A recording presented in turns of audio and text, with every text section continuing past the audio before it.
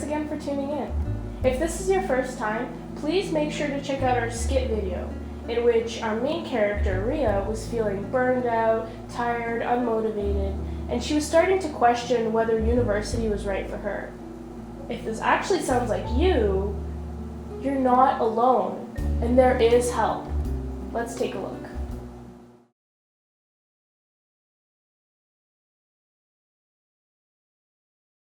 So it all started at second year when I was in Langara, and at first I got into the journalism program, and I was really excited. I was very certain about what career choice I wanted to have. But then after 1.5 months, it all kind of came crashing down. My motivation started dying, and then I had to deal with other personal problems as well. I was homesick, and I was still adjusting to being in a very different environment than where I grew up. I wasn't sure if I wanted to be a vet anymore, but by switching faculties, to me, that's like completely giving up. I just felt like if I didn't finish my degree, then it would be like I failed. It just got to the point where I was so stressed that I knew it would be unhealthy for me to continue this for another year. So then at that time, I decided to just take a semester off and come back strong next summer. And by then, I just kind of slowly figured out what I wanted to do. I took some psychology courses. It just happened naturally that I was taking a break because I finished my requirements. I thought it would be beneficial for me to take a step back and reevaluate all my everything up till then without having to worry about the next assignment, the next midterm, just enjoying learning what I was doing what I was doing in the lab. I believe it's better than me wasting my time trying to get through school and struggling through my classes when I have no goal in sight.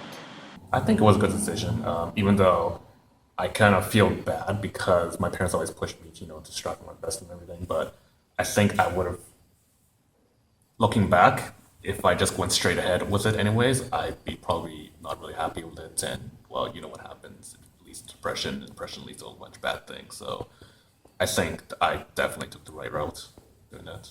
These past few years made me realize that life has a lot of twists and turns, and it's not wrong for you if you need to do something else for a while, and you can come back and finish it if you still feel like that's the right thing to do. Luckily, my parents were supportive, and my friends were really supportive, so that helps a lot to surround yourself with these positive people who will encourage you. I feel like a lot of people are scared of leaving a traditional path, and it's definitely understandable.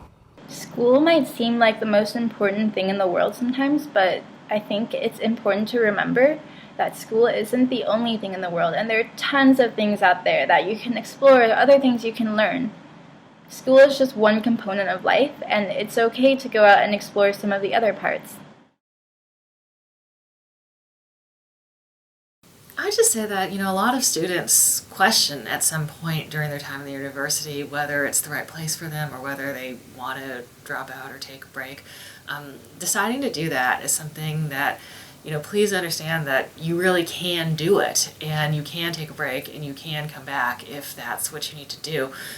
Plenty of students do that. I've known plenty of students who have done that, and they come back really more refreshed and more successful. It's kind of like if you just haven't gotten any sleep because you've stayed up all night, and then the next day you're trying to study some more or take a test. No matter how hard you try, no matter how motivated you are, how much you tell yourself you need to get your act together and study, you're just too tired. You're just not going to be able to focus and do your best. So sometimes taking a break from school can be just a similar analogy to like getting a good night's sleep, and you come back and more refreshed.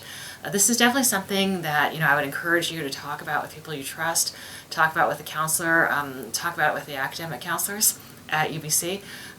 Those are all people who can just let you know what your options are and what that would look like. But do remember that just because you take a break, it's not the end of the world, and it doesn't mean that you're never coming back and you've fallen off a cliff and that's the end of your life.